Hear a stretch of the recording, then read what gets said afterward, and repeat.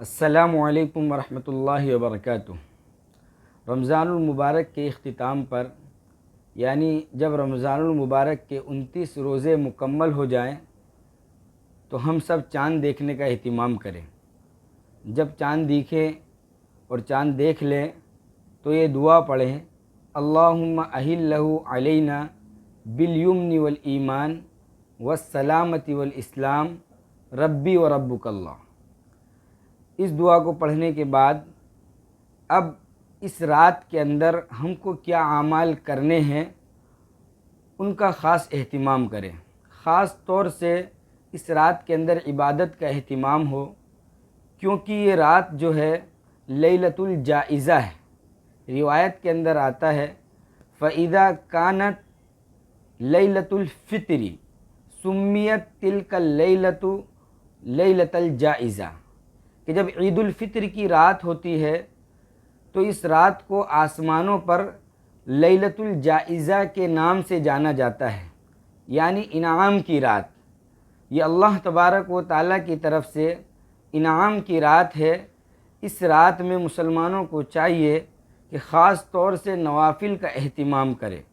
اسی طریقے سے قرآن پاک کی تلاوت ہو، ذکر و اذکار ہو، تسبیحات ہو، اور رشتہ داروں کے ساتھ حسن سلوک ہو۔ اگر کسی کے ساتھ حق تلفی کا معاملہ ہو گیا ہے تو اس سے معافی مانگ لی جائے۔ اگر کسی نے ہمارے ساتھ زیادتی کی ہے تو اس کو معاف کر دیا جائے، اور خاص طور سے اس رات کے اندر دعاؤں کا اہتمام کیا جائے، کیونکہ ایک روایت کے اندر آتا ہے خمس لیال لا یرد فیہن الدعاء، کہ 5 راتیں ایسی ہیں کہ اگر ان میں دعائیں مانگی جائیں تو وہ دعائیں رد نہیں ہوتی۔ اس میں لیلۃ العیدین یعنی عید الفطر اور عید الاضحیٰ کی رات بھی ہے۔ یہ عید الفطر کی رات ہے۔ اس رات کے اندر خاص طور سے دعاؤں کا اہتمام کیا جائے اور عبادت کا اہتمام بھی کیا جائے، کیونکہ روایت سے معلوم ہوتا ہے کہ جو شخص عیدین کی رات میں عبادت کا اہتمام کرتا ہے لم یمت قلبہ، تو اس کا دل اس دن مردہ نہیں ہوگا۔ یوم تموت القلوب، جس دن لوگوں کے دل مردہ ہو جائیں گے۔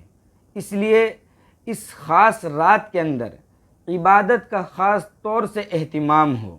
نماز پڑھیں، قرآن پاک کی تلاوت کریں، ذکر و اذکار کریں، تسبیحات کریں۔ جتنی طاقت ہے اتنا عبادت کے اندر مشغول رہیں، اور جب تھک جائیں تو سو جائیں۔ اس رات کے اندر شور شرابہ کرنا، گھر سے باہر جانا، سڑکوں کے اوپر گھومنا، اسی طریقے سے گاڑیاں چلانا، روڈ کے اوپر کرکٹ کھیلنا یا دیگر لغویات جو بھی ہیں اس سے ہم خاص طور سے بچیں اور خاص عبادت کا اہتمام کریں۔ عبادت اگر نہ ہو سکے تو جتنا جلد ہو سکے اس رات میں ہم سو جائیں۔